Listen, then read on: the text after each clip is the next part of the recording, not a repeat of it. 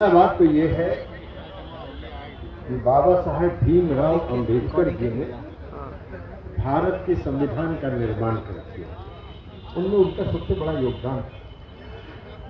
आजादी के बाद जो संविधान सभा बनी थी उसके अध्यक्ष थे बाबा साहेब भीमराव अंबेडकर और उन्होंने भारत के संविधान का निर्माण किया था। और उस संविधान को आज हम लोग बाइबल की तरह सभी अपने ग्रंथों में जो सबसे महत्वपूर्ण है उसके आधार पर उसका सम्मान करते हैं। लेकिन जो वर्तमान सरकार है वो एक तो बाबा साहेब भीमराव अंबेडकर जी ने जो संविधान बनाया उस संविधान की धज्जी उड़ा, लोकतंत्र की धज्जी उड़ा और दूसरा नया इतिहास लिखा।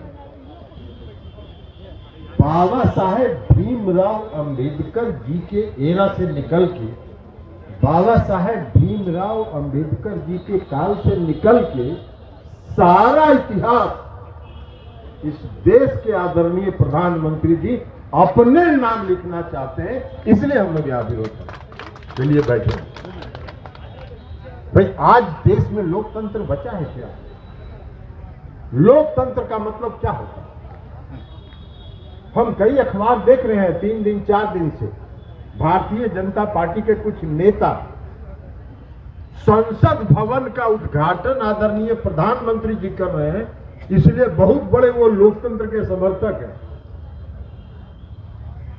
और जो उस संसद भवन के उनके उद्घाटन का विरोध कर रहे हैं वो लोकतंत्र विरोधी हैं। अरे भैया, लोकतंत्र की परिभाषा आपसे सीखने की जरूरत है हम लोगों को। लोकतंत्र की परिभाषा का क्या मतलब होता है? लोकतंत्र का क्या मतलब होता है? लोकतंत्र का मतलब होता है कि लोक का तंत्र। अब लोक का तंत्र मतलब, अभी तो सबसे बड़ा उदाहरण हम आपको दिल्ली का बता दें। क्या हुआ दिल्ली का? भाई भारतीय जनता पार्टी के लोग बड़ा गला फाड़ फाड़ के चिल्ला रहे हैं। 63-70 विधानसभा है, 70 सीट है दिल्ली की विधानसभा में और 70 में 63 जीता आम आदमी पार्टी ने। आम आदमी पार्टी की सरकार है, चुनी हुई सरकार है, जनता की सरकार है, जनता के प्रतिनिधि की सरकार है। वहां शासन कौन कर रहा है? जिनको 70 में 3 सीट आया, नीचे बैठे हुए हैं, 70 में मात्र 3 सीट जीते हैं, वो कह रहे हैं कि हम इस पर शासन करें। काहे कि लेफ्टिनेंट गवर्नर हम बना के रखे हैं और लेफ्टिनेंट गवर्नर के माध्यम से हम शासन करेंगे। दिल्ली की सरकार सुप्रीम कोर्ट गई। सुप्रीम कोर्ट में संविधान पीठ ने कहा, 5 जज की संविधान पीठ, जो सबसे बड़ा पीठ होता है संविधान पीठ, उसमें 5 जज ने एक स्वर में सबों ने आम सहमति से कहा कि किसी भी चुनी हुई सरकार, जो जनता द्वारा चुनी हुई सरकार है, उस पर एक मनोनीत व्यक्ति शासन नहीं कर सकता है, इसलिए उसका अधिकार हम वापस कर रहे हैं। हो गया फैसला सुप्रीम कोर्ट का। 19 तारीख तक कोई ऑर्डर नहीं निर्गत हुआ और 19 तारीख को गर्मी की छुट्टी के लिए सुप्रीम कोर्ट बंद हो रहा था। और जब सुप्रीम कोर्ट 19 तारीख को बंद हो गया 4 बजे, तो एक अध्यादेश जारी हो गया। अब फिर से लेफ्टिनेंट गवर्नर साहब को वहां का शासक बना दिया गया। अरे भाई, यही लोकतंत्र है क्या? कौन से लोकतंत्र की परिभाषा आप बताते हैं? लोकतंत्र का मतलब यह नहीं होता है कि नरेंद्र मोदी और भारतीय जनता पार्टी के लोग जो परिभाषा तय करेंगे वह लोकतंत्र होगा। लोकतंत्र का मतलब होता है लोक का तंत्र। जहां जहां विपक्षी पार्टियों की सरकार है, वहां अपने द्वारा मनोनीत राज्यपालों के माध्यम से चुनी हुई सरकारों को तंग कर रहे हैं। यही लोकतंत्र है, यही लोकतंत्र सिखा रहे हैं। कौन सा लोकतंत्र सिखा रहे हैं? आप कह रहे हैं बड़ा भारी बात कि भाई दिल्ली की सरकार बहुत भ्रष्ट है, भ्रष्टाचार बहुत व्याप्त है। अरे तो जनता ने उसको 63-70 में 63 नुमाइंदा चुन के उसका भेजा है। किसने भेजा? आप तो बहुत ताकत लगा लिए थे। दिल्ली के यहां तक तो छोड़िए विधानसभा का, दिल्ली के नगर निगम के चुनाव में भी बहुत ताकत आप लगा लिए, तब भी चुनाव हार गए और तब भी शर्म नहीं आ रही है। लोकतंत्र की दुहाई दे रहे हैं, कह रहे हैं भ्रष्टाचार है। भाई कर्नाटक का भी चुनाव हुआ, कर्नाटक के चुनाव में सबसे बड़ा मुद्दा था कर्नाटक की सरकार, जो भारतीय जनता पार्टी की सरकार है, उसका भ्रष्टाचार सबसे बड़ा मुद्दा था। सबसे बड़ा मुद्दा भ्रष्टाचार था। हर घर में, हर जुबान पर कर्नाटक की भाजपा सरकार के भ्रष्टाचार की चर्चा थी। लोग भ्रष्टाचार से मुक्ति चाहते थे, इसलिए अपार बहुमत से वहां कांग्रेस पार्टी को लोगों ने जिताने का काम किया। आपको ये कहते हुए जरा भी लज्जा नहीं आती है कि आपकी सरकार भारतीय जनता पार्टी की थी? क्या कहना चाहते हैं? हम तो बार बार कह रहे हैं कि भाई भारतीय जनता पार्टी एक ऐसा वॉशिंग मशीन है जिसमें ऊपर से नीचे तक काला रहिए और उसमें डाल दिया जाए और बाहर निकलिएगा तो सफेद हो जाइएगा। यही है भारतीय जनता पार्टी। फिर ऐसा कहीं होता है लोकतंत्र? यही लोकतंत्र है, यही लोकतंत्र की परिभाषा है। आप लोगों को लोकतंत्र की परिभाषा सिखा रहे हैं। एक दिन देखा कि यहाँ के बहुत भारी नेता है सुशील मोदी, बहुत भारी नेता। हालांकि उनका परेशानी दूसरा है, उनका परेशानी है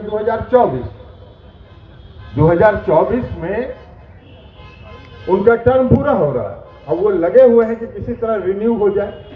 अब रिन्यू करेंगे कि नहीं करेंगे मोदी जी, ये वो जाने। कहा कि 2 बात उनका मोदी जी नोट करके रखे हुए हैं।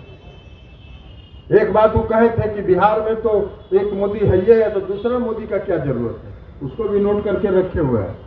और दूसरा उन्होंने कहा कि नीतीश कुमार जी प्रधानमंत्री के उम्मीदवार के सारे गुण उनमें मौजूद हैं। ये दोनों बात नरेंद्र मोदी जी ने नोट करके रखा हुआ, तो इसलिए उनको मिलेगा कि नहीं मिलेगा ये हम नहीं जानते।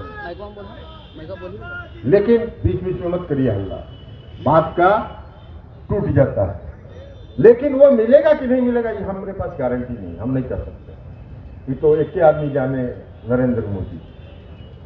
लेकिन नोट जरूर करके रखे। हालांकि आजकल प्रयास बहुत कर रहे हैं सुशील जी, जो 2-2 कंटर 16 किलो वाला होता है ना, 2-2 कंटर मक्खन एक साथ उछल रहे हैं, एक साथ उछल रहे हैं। लेकिन सफलता कितनी मिलेगी ये तो भगवान, हम लोग की शुभकामना है। आप सफल हो जाइए, हम लोगों से मित्रता आपकी है। नीतीश जी के बहुत अच्छे मित्र आप रहे हैं, आज भी आपकी मित्रता होगी भीतर भीतर, तो इसलिए हमको कोई दिक्कत नहीं है। आपको मिल जाए, हमको कोई आपत्ति नहीं है। लेकिन उनका एक दिन बयान देते कहे कि नीतीश जी और ललन जी नए संसद भवन का विरोध कर रहे हैं। अंग्रेजों के द्वारा बनाया गया जो संसद भवन था उसका विरोध कर रहे हैं। अरे सुशील जी, थोड़ा सा बहुत राजनीतिक लंबा इतिहास आपका रहा, थोड़ा सा तो बोलने के पहले जरा झांकिए। वो ऐतिहासिक धरोहर, वो भारत की संसद का ऐतिहासिक धरोहर है, उसका एक ऐतिहासिक महत्व। और अगर यही बात है, जो बात आप कह रहे हैं, तो दिल्ली का लुटियन जोन जिसको आप कहते हैं, जिसमें आपके जितने मंत्री संतरी सब लोग रहते हैं, वो सब तो अंग्रेजी का बनाया हुआ, तो सबको बुलडोजर लगा के तोड़वा दीजिए, पूरा साफ कर दीजिए यहाँ से वहां दिल्ली में, और सबका नव निर्माण करा दीजिए, और सबका फीता नरेंद्र मोदी जी को कहिए दिन भर काटते रहे, और दूसरा कोई काम तो कर नहीं रहे, फीता काटना और विदेश में जाके ताली बजवाना, इसके अलावा कोई काम नहीं। अभी ऑस्ट्रेलिया गए थे, आप में से भी कई साथी हैं जो सोशल मीडिया, गूगल ये सब देखते हैं, और जरा पत्रकार लोग भी कुछ हैं, इनको भी गूगल देखते हैं, इनको भी कहेंगे। हालांकि बेचारे देखेंगे जरूर, समझेंगे भी जरूर, मन भी होगा इनका कि लिखें, लेकिन इनका व्यवस्था जो है वो वहां के नियंत्रण में है, चंगुल में है। तो ये कुछ भी कर ले कोई होगा, लेकिन हम इनको कहेंगे आप अपना ज्ञान वर्धन करने के लिए पढ़िए। ऑस्ट्रेलिया में जो प्रधानमंत्री नरेंद्र मोदी जी अपना ताली बजवा रहे थे, मोदी मोदी मोदी, वो दोनों आरएसएस के संगठन है, दोनों आरएसएस के संगठन है जिन्होंने आपका ताली बजाया, और आप दुनिया में ढोल पीट रहे हैं कि हमको बड़ा मेरा विदेश में पॉपुलैरिटी। अगर कोई देश का राष्ट्रपति को कहा पैर छुलवाया नहीं छुलवाया, कौन फोटो है वो भी देखना पड़ेगा। उस देश का नाम कभी सुने हैं अखबार में? कोई बताइए भाई, पत्रकार लोग भी हैं, आप लोग भी बहुत ज्ञानी हैं, उस देश का नाम कभी सुने हैं जिस देश का राष्ट्रपति था वहां? हम लोग तो आज तक नहीं